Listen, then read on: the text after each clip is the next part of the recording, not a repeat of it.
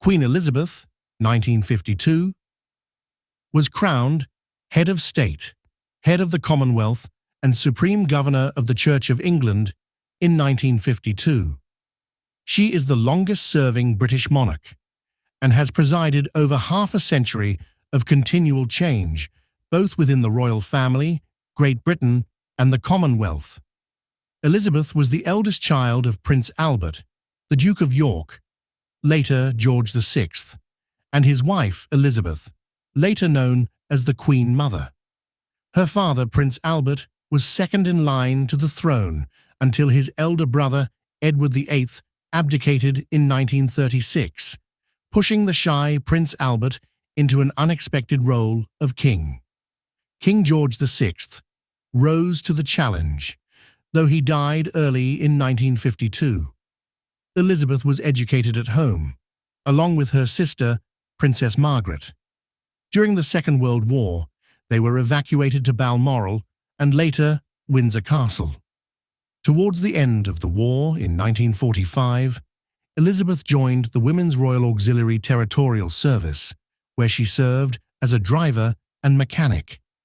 After the war, she increasingly stepped into her role of performing public service and made her first overseas trip to South Africa in 1947.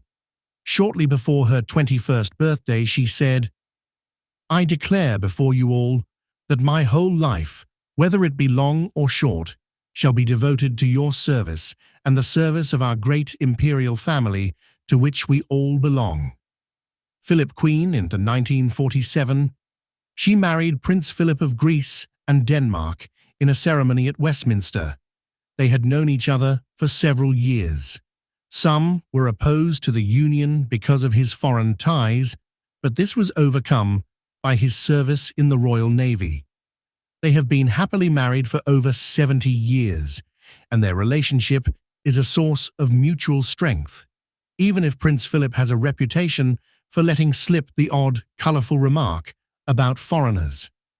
Elizabeth gave birth to their first child in 1948, the future Prince Charles. They had 4 children in total: Charles, Anne, Andrew, Edward. Elizabeth died in 1952. Her father, George VI, passed away, and Queen Elizabeth was crowned queen with widespread enthusiasm. Her coronation set TV records around the globe, and it appeared to usher in a new era for the monarchy and British Commonwealth. News of Edmund Hillary reaching the peak of Mount Everest was delayed to coincide with her coronation. It appeared a symbolic end to the post-war austerity. The 1950s could be seen as the golden age for the Queen. Deference and Queen Elizabeth II, respect to the royal family, were still high, and the young Elizabeth looked like the fairy tale princess. However, over the next few decades, widespread social change saw a decline in traditional attitudes to the monarchy. Also, the new era of TV and intense media scrutiny led to many unfavorable headlines as her children were caught up in marital problems and related scandals. Yet, there were still high points for the royal family, such as her Silver Jubilee in 1977 and the wedding of Prince Charles and Lady Diana in 1981. By the 1990s, the media had a widespread fascination with Princess Diana, but as their marriage broke down, the Queen was increasingly perceived as being out of touch. In 1992, she famously declared the year to be her Annus Horribilis. The year saw media headlines dominated by the marriage breakup of Charles and Diana, a fire in Windsor, and other criticisms of the royal family. 1992 is not a year on which I shall look back with undiluted pleasure. In the words of one of my more sympathetic correspondents, it has turned out to be an Annus Horribilis. Christmas Address, 1992. In 1996, Princess Diana died in a car crash, and temporarily there was public dismay as the Queen appeared distant and refused to fly the flag at half-mast. But after the Queen later expressed admiration for Princess Diana, the hostility evaporated.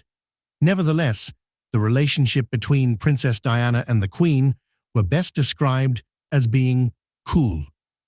Elizabeth, the Queen, placed great emphasis on her job as uniting the Commonwealth, a difficult job in the post-war period, as decolonization led to many differing problems.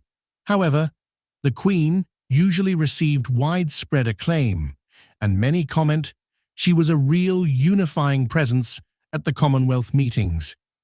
In a speech at the United Nations in 2010, she spoke of the importance of countries working together. In tomorrow's world, we must all work together as hard as ever if we're truly to be United Nations. After the difficulties of the 1990s, the 2000s saw a resurgence in her popularity as the royal family put many difficulties behind them, and they were able to celebrate good news.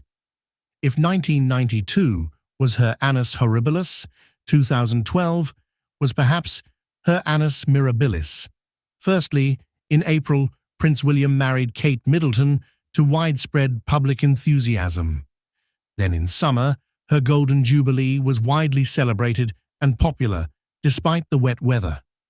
Finally, in July 2012, she took part in the opening ceremony of the London Olympics, which was a huge global success.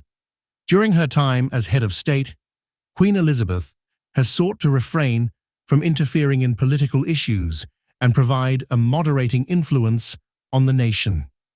We are a moderate, pragmatic people, more comfortable with practice than theory. 30 April 2002.